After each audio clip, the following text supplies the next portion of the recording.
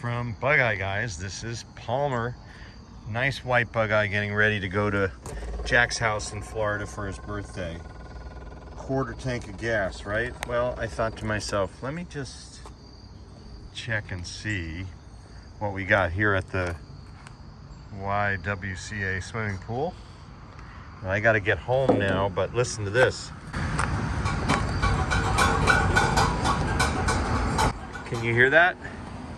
That's the sound of air shaking. Not a good sound to have. So, I've got to make it 1 mile to the gas station, and I kind of need, I think I only have enough gas to go about 100 yards. So we're going to find out. Stand by. But the real thing I wanted to share in this video is these gauges are never very accurate. We're going to see just how inaccurate this one is by going to the gas station and filling up and seeing just how low we are. But in general, if you're new to a particular Bugeye, and I'm new to all of them, right? You know, after having 500 transit through our lives, I never quite know what I'm going to get. But in the case of this car, I should have checked at the shop before I left, because now I'm potentially going to be walking to the gas station. All right, little Palmer, come on. Nursing. As little fuel consumption as possible. So I'm gonna sneak up here, make this right turn, because this way if I run out of gas as soon as I turn this corner, I will be off the road. I can go the other way to the gas station. This is maybe a little longer, but there's nobody here. It's all closed for the weekend. So no problem running out of gas here and walking. Safe place to leave the car. And that is, in fact, super critical these days. You gotta get off the road if you have any issues with your car. Come on, baby, 4th gear, minimal demand, very low throttle setting, and I'm just hoping we can make it. You also really want to use your trip odometer and make sure you use that as a backup. So every time you fill in one of these old cars, no matter what kind of classic car you have, reset to 0, watch the miles, learn your miles per gallon, and then you can do the math to ensure that you don't run out. So I'm going to coast through here.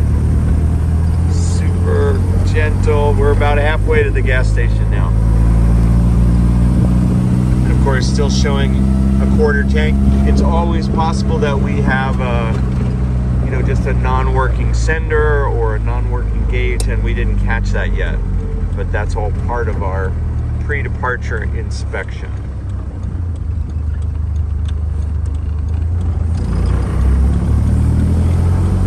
I think we've got it because it's downhill from here, but there's a traffic light.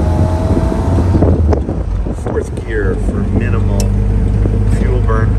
A good Bugeye 948 setup like this should be getting somewhere in the mid-30s per gallon. You got a 7.2 gallon tank, so roughly 210, 220 miles per fill up.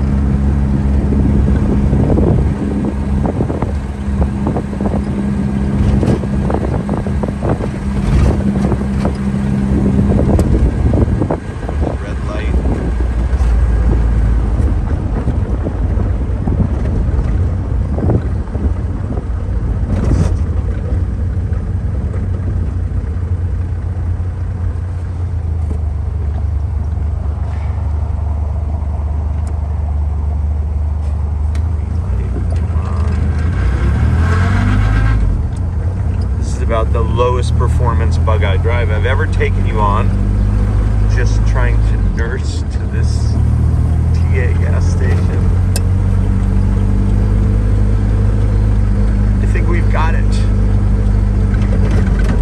Oh man, I had visions of having to walk to get a gas can. I don't know if they'd have one here, but we made it. Safe. A Bugeye adventure. Okay, and let's see how we do. Okay, 0 gallons, here we go. How does our gauge do? That's a half gallon in. There it goes, it's moving.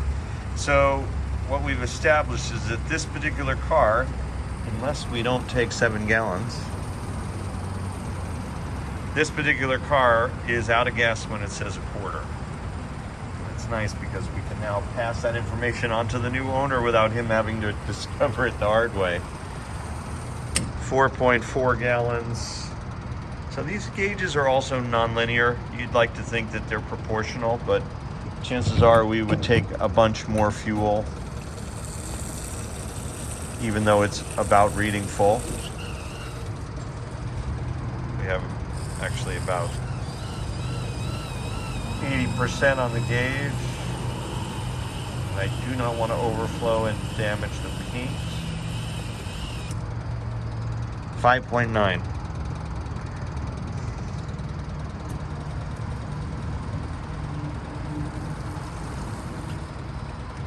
That's about it. 6.1. So it turns out we did have about a gallon of gas in there, because that's it. That's all she wrote, and that's 6.2. So we now know you've got 3 gauges. You've got your odometer, you've got your fuel gauge, of course, and then you have the audible test, which is subject to some inaccuracy. It sounded really, really dry. Usually you can hear some sloshing, so in this case I figured we were out, but we still had a gallon. So you have a gallon at 1/4, and you have at full just less than full. And that is what's unique about this gauge and this car, and every other Bugeye is not all that different. They all have their own personality, and that's what we're thinking about here today at Bugeye Guys. Thanks for coming with me.